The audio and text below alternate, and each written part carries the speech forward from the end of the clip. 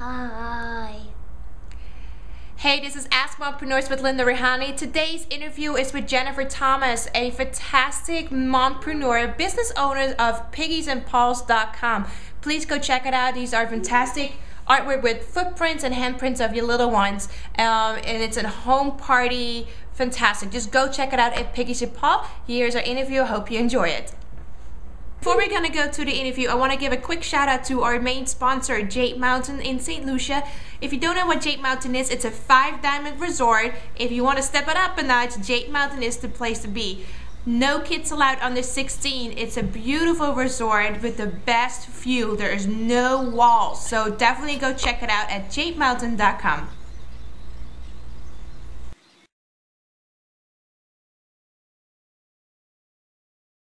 Hi Jennifer, thank you so much for being here with me today at Ask Mompreneurs. I'm so excited. Welcome.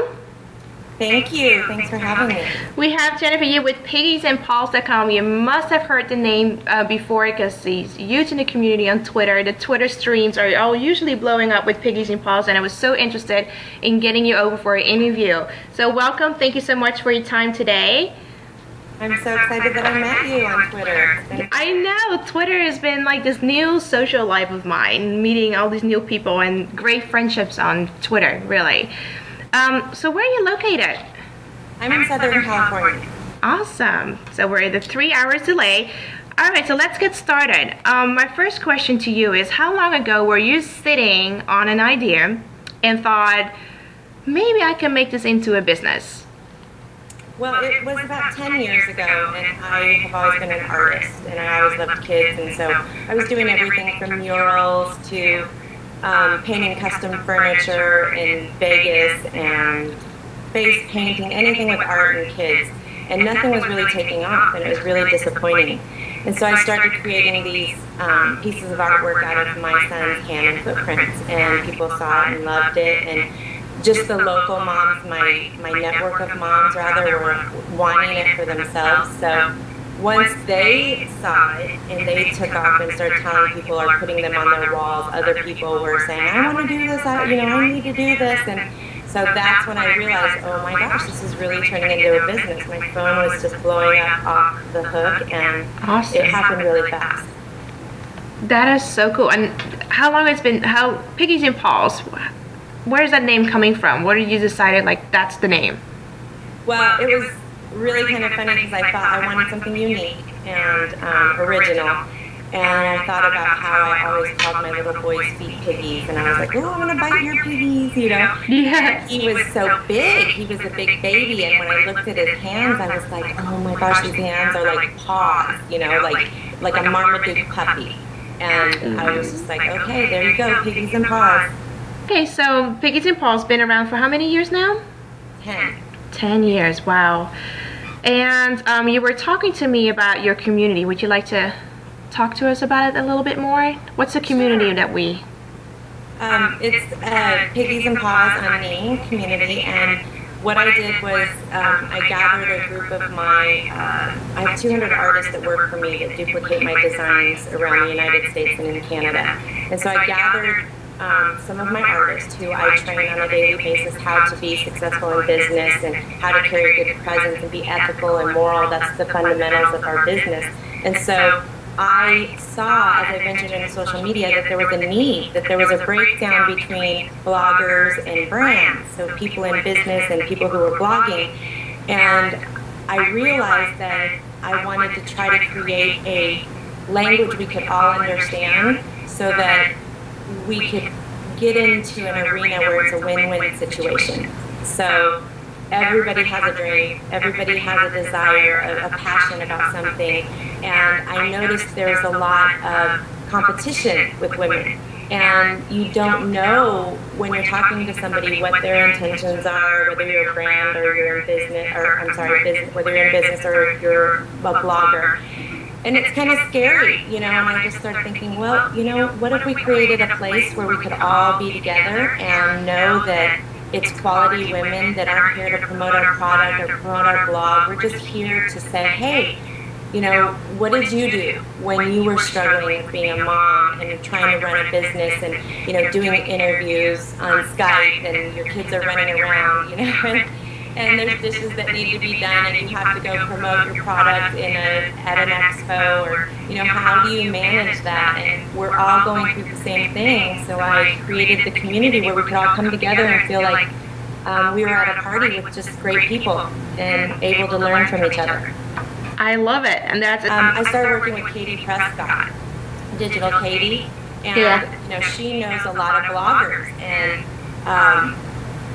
they really respect her. And I felt like, okay, you know the blogger side. I want to learn from you.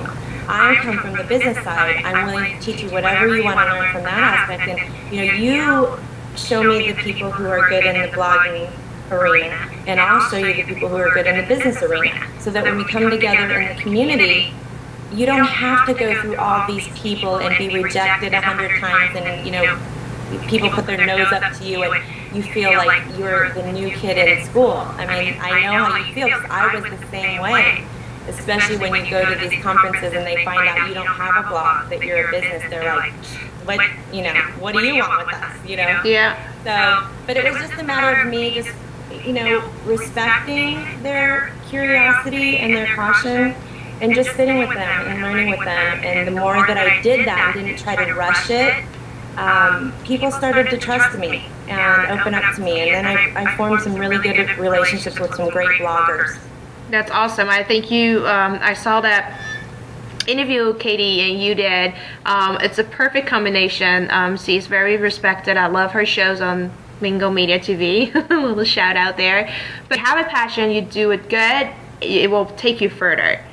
It will definitely get you further. So I definitely think this community that you're creating is a long needed, it was much needed sort of community. So hopefully we can get to work on that too. Oh yeah, I'd love for you to be a part of it. Absolutely. I'm a strong believer in that, in creating a network and doing it together rather than alone. So to my next question, when did you have your aha moment?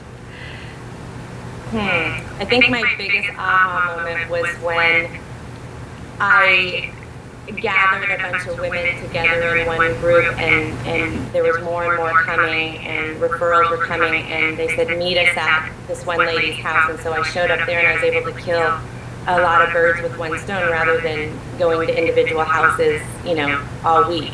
And once I did that, a lady said to me, I had drawn up an order form and, had my name, and it looked pretty professional, and I showed up there, and I only had 12 designs at the time. I have 500 now. So I showed up there with my 12 designs, and it was like just really professional looking, as much as it could be at that time. And one of the ladies there said, well, I want to have one of these parties with my friends, in gymnastics. Who do I call? Is there a 1-800 number? And I was like, whoa, that's me. Like, she thought it was a real big company. And then that's when I started developing the policies and really finalizing my business model. And I think that was the moment that I knew it was going to be a business, and I was an answer to prayer, really. That's amazing. That's so cool. Love it. So, okay, so go away from the business side of it real quick. If you would have, or if you can pick a superpower, what would it be? Oh, I thought about that. I saw your other interview. I think I'd like to fly.